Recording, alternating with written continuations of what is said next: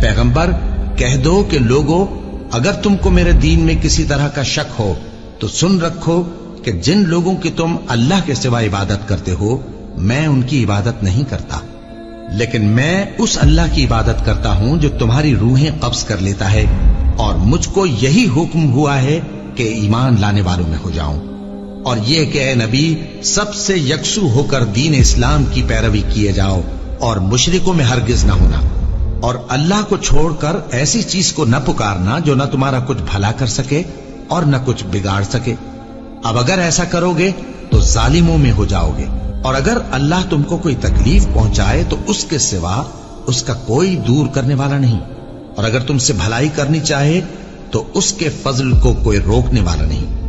وہ اپنے بندوں میں سے جسے چاہتا ہے فائدہ پہنچاتا ہے،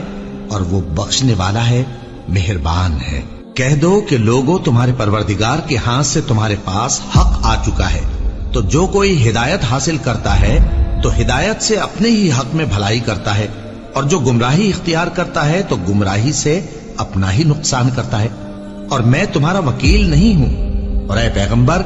تم کو جو حکم بھیجا جاتا ہے اس کی پیروی کیے جاؤ اور تکلیفوں پر صبر کرو، یہاں تک کہ اللہ فیصلہ کر دے، اور وہ سب سے بہتر فیصلہ کرنے والا ہے۔